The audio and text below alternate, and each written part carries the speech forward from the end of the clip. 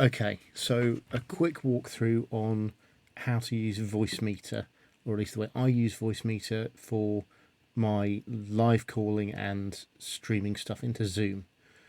When you install Voicemeeter, you'll see this. You'll notice that at the top I have labelled up my channels. You can right click at the top of the channel and it'll give a little box to label them. So I have 3 channels there. You get 3 channels in Voicemeeter. You get 1 and 2, which are, they think it's sort of hardware, and then 3 is a virtual one. I'm not quite sure how that pans out because they're all virtual really, but you know. And on the right hand side you've got your output. So channel 1 is easy enough. That's my caller mic. Usually that'd be my USB mic, but I've swapped that to my generic input because I'm using my voice mic to record this in OBS and I didn't want things to get confused. I've also got a virtual audio cable from the same place as Voicemeeter installed. I use that to come out of Zoom and come back into Voicemeeter, so that's my second channel here. And my third channel, because in theory I can do a bit of tweaking of bass and treble and things if I wanted to, is my OBS output, and that's where my music comes from typically. If I was working just live in Zoom, then with the band live in Zoom as well, then that doesn't matter. So caller mic goes into B here. B is the virtual output. Up here, A1 and A2 are your hardware outputs. So I select A1 and I put that as my headphones usually when I've got headphones plugged in. So that's A, and B is the virtual out. So the caller mic goes into B. OBS goes into A and B. So I hear the music going into A, but I don't hear my own microphone. It goes into B, so it also goes into Zoom. The Zoom output just goes into A, so I hear the Zoom output, people talking to me through my headphones. So that's the Voicemeeter settings. You just click the drop down to the top to assign those. In OBS, and this is going to look a little bit trippy because I'm capturing my whole desktop. In OBS, if you go to settings, once you've installed Voicemeeter and the audio cable, if you go to audio and go to advanced monitoring device, you get all your options here. That's the cable input, that's the virtual audio cable. You want the Voicemeeter input, that's the virtual input to Voicemeeter itself. So that's the one you want for monitoring device.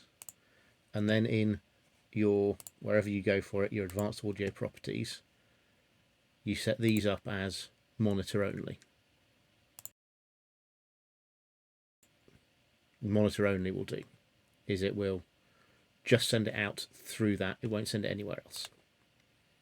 I think that's safest for stray audio things. Then in Zoom, if you go to audio, and I set my speaker as the cable input, so that's then going into the input on Voicemeeter for my loop round to hear it in my headphones, and my microphone should be set as Voicemeeter output for most of the time. I'm skipping around between different setups depending on what I'm doing, but Voicemeeter output is what's coming in. That's my microphone and the music. So that's what you do. Now, if you're just actually this is mostly for playing music and calling over it. If you're not going to talk over the music, you don't need to worry too much about this loop. This is stopping me getting that voice jammer effect if I'm calling over music, which completely breaks your brain because you hear your voice slightly delayed in your headphones because there is a latency associated with that coming around. This way, you hear the music, your microphone goes in at the same time and goes it off into Zoom It's pretty good for sync. Almost perfect, as far as I can tell. I have had no complaints, and I'm sure people at London Barn would have moaned if I was out of time. So yeah, and then for playing music, you can just put in a set of VLC audio sources with one file at a time, either in separate scenes or hide them and show them to do that. Or if you just wanted to play music and you weren't too bothered about using OBS for it, you can set VLC up so that it also does that. In fact, I'll just show you that now as well. So, VLC. In VLC, you go to audio device, you could set that as your Voicemeeter input, and then you can play music from VLC and pipe that in the same way. What this whole setup lets you avoid is having to swap between your microphone and computer audio. Speeds that process up a little bit, makes it a little bit more bulletproof, I think. And you know all your settings in Zoom can just stay as they are and nothing's going to change weirdly because of you changing things in Zoom. So yeah, the other thing in Zoom is, of course, if you're working with music, make sure you turn on original sound and all those other things. But that's a separate topic. Okay, I think that's everything.